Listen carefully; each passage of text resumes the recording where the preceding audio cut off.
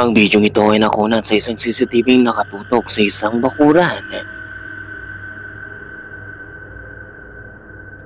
Makikita ang itim na figurang gumagapang.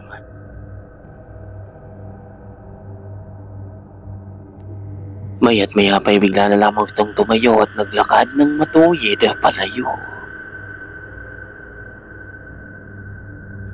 So ano sa tingin mo, isa kaya itong taong gumagapang patalikod na nagtitrip lamang?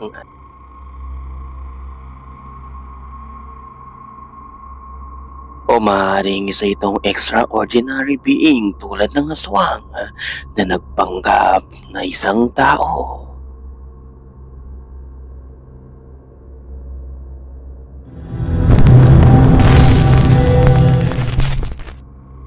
February 28, 2025, ang babaeng ito ay nai-record ang balon ng anak nito nang biglang may gawin itong nakapangingilapot.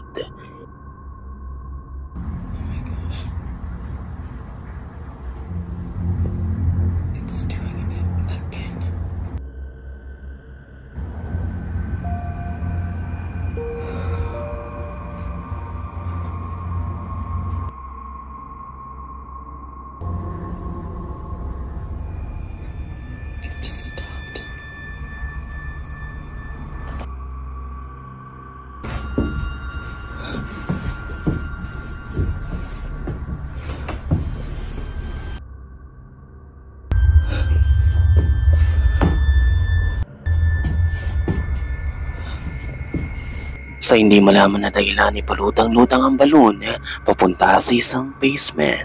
Well, kung sa tingin mong walang nakakatakot sa balon na ito at normal lamang ito, ay magtataka ka sa malalaman mo. Ayon kay Rachel, ang balon ay laging tumitigil sa harapan ng basement at pumapasok lamang ito kapag sinundan ito ng anak niyang lalaki.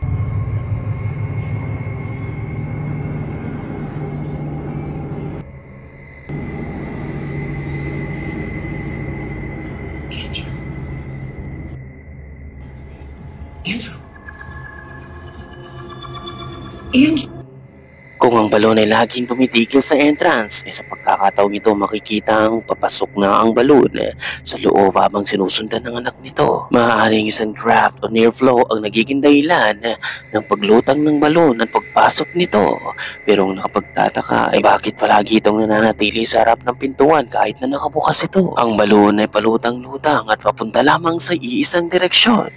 At ito ay ang harapan ng basement na hindi nagme-make sense kay Rachel. Stopped at the basement door again.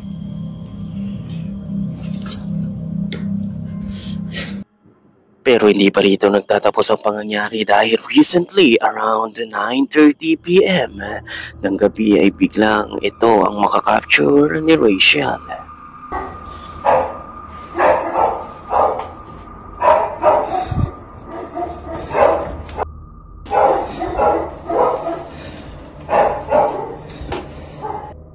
Quiet!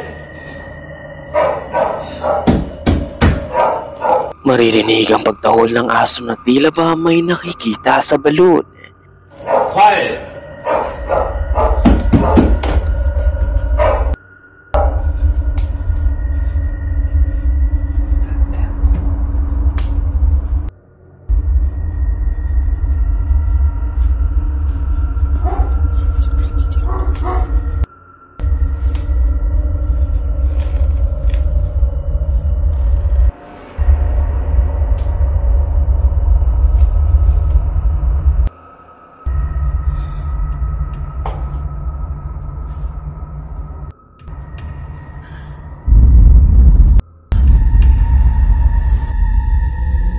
Kung hindi ka natakot sa unang insidenteng nakita mo ay talagang mangingilapot ka nga nang biglang ito ang mangyari. Unti-unti ay lumulutang ang balon paakyat towards Rachel.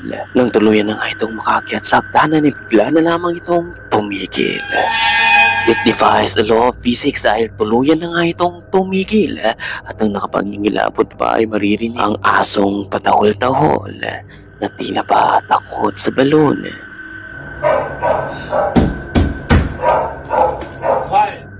Ngayon ay sigurado silang may hindi tama sa balon at dapat na nila itong itapon. Magpagayon pa man ay hindi pumayag ang anak nilang itapon ito. Hinayaan na lamang nila itong manatili dahil lilipas din ito at sisingaw rin. Magpagayon pa man ay merong mangyayaring talagang magbibigay kilabot kay Rachel na talagang magbibigay ng dahilan sa kanya na itapon ng tuluyan ng balon. Dahil isang gabi, makalipas ang 2 araw, ay ito ang nakunan at nakita niya.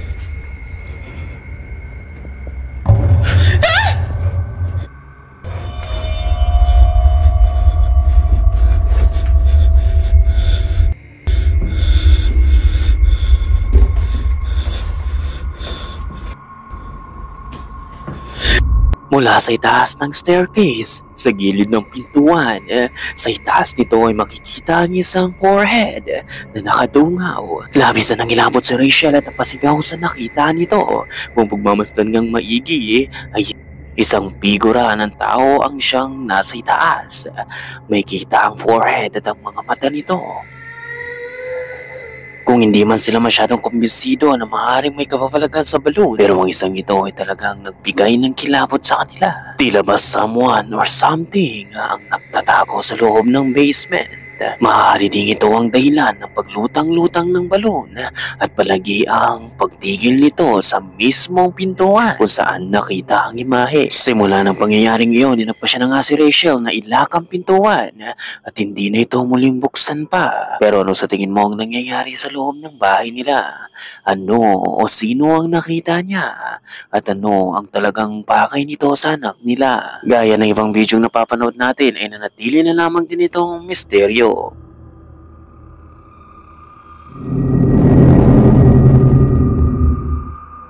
Ang video ito ay naipost ng isang TikToker at nakunan niya sa isang daanan. Di umano ay habang naglalakad ito ay bigla na lamang tumambat sa kanya sa di kalayuan ang isang imaheng nakasuot ng itim na robe. Nakatayo lamang ito sa gitna ng daanan at hindi gumagalaw. Samot-saring komento ang inabot nito, di umano ay kung sila ang nakakita nito ay nagsitakbuhan na sila at maaaring nagising na ang mga kapitbahay sa lakas ng sigaw nila. Pero napansin mo rin ba? Wala itong anino.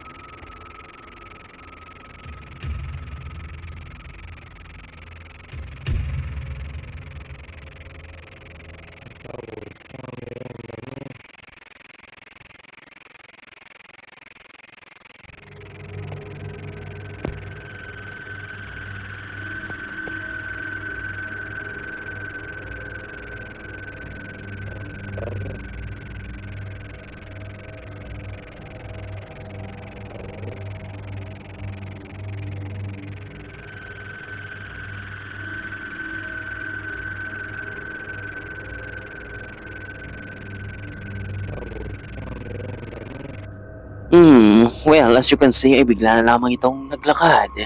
I can say that this is not a paranormal thing. Maaaring nagtitrip lamang ito o nananakot. O maaaring membro ito ng isang kulto.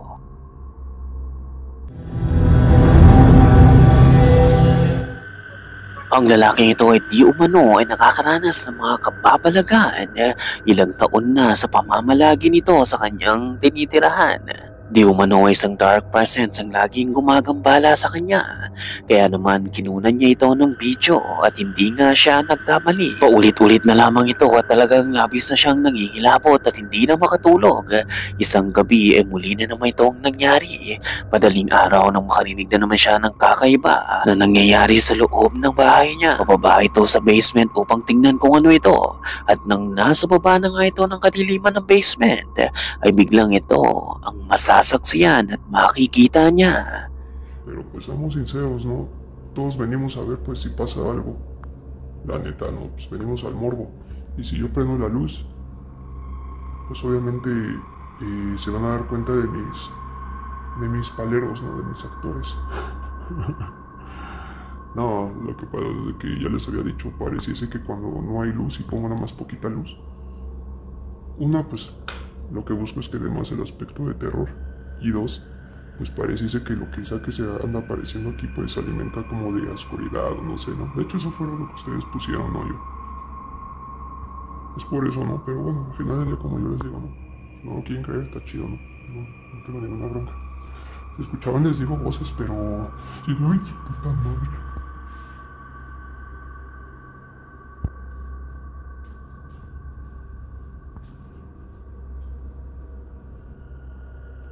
Bumaba ito downstairs upang tingnan ang first floor at habang palinga-linga ito sa madilim na paligid ay nakakaramdam na siya ng kilabot. Mayat maya pa ay nagpa siya na nga siyang umakyat at bumalik sa kwarto pero dito ay mapatras ito nang makita nito ang isang dark figure na nakatayo sa gilid ng hagdanan.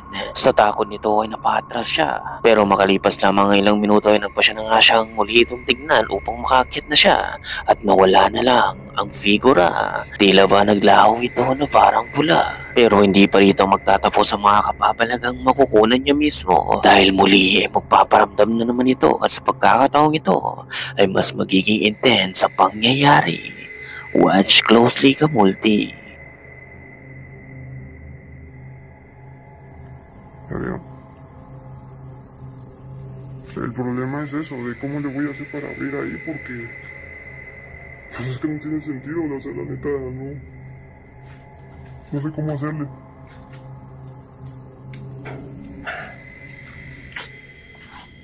Chica, ya me quedé aquí atorado.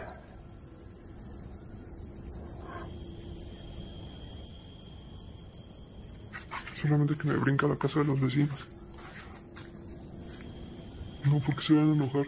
Al menos con la silla a lo mejor y no se ve. Pero si no, pues ¿qué hago?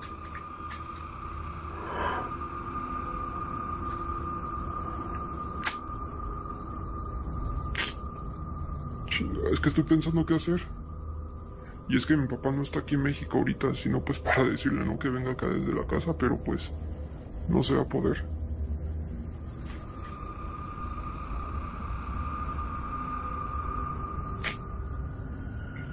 Y es que si se fijan yo no puedo entrar incluso ni por la ventana porque pues tiene los barrotes. Entonces pues no se puede.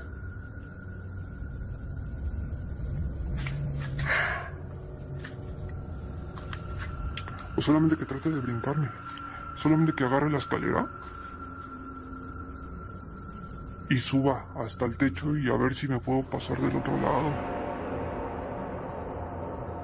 Binuksan nito ang pintuan upang makalabas siya at dito na mismo makikita niya ang hinahanap niya. Mula sa bintana sa itaas na palapag ay makikitang nakadungaw ang dark figure na nakatitig sa kanya. Ngunit maya't maya pa ay naglaho na rin ito na parang bula. So isa kaya itong dark entity na siyang gumagambala sa kanya o ang lahat ng nakunan niya ay talagang fabricated lamang. Ikaw na ang bahalang magpasya, Kamulti, kung totoo ba ito o hindi.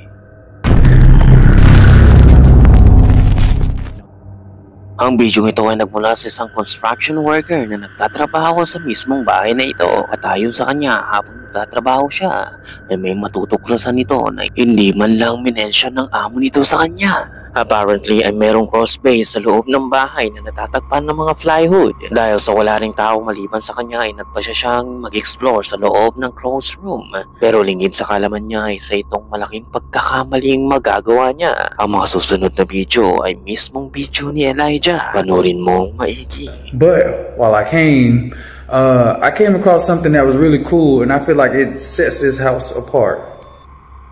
The reason why I'm just now founding this crawl space is because of this drywall. The owner, she had this drywall in the crawl space. That's not the cool thing about it. And I want y'all to check this out. So while I was here, I found this table, and I also found this extra space right here. You have a vent right there.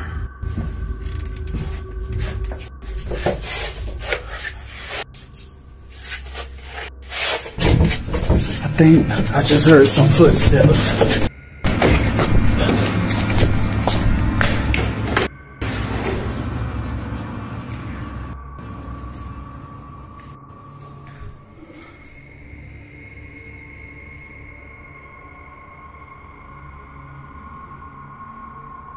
This can't be a squatter.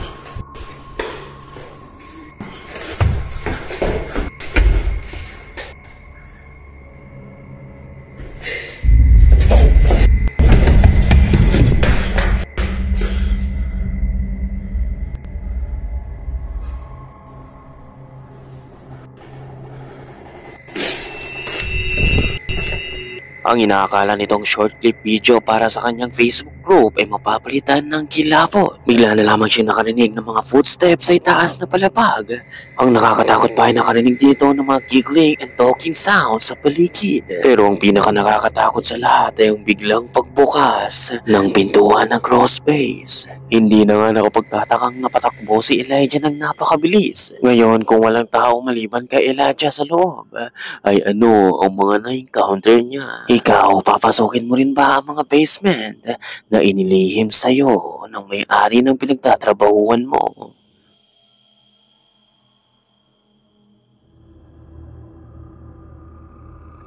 Sa unang tingin mo, papagkamalan mong totoo ang video ito, pero isa lamang itong CGI. Magpagayon pa man na hindi mo gugustuhin makita ito pag nag-explore ka.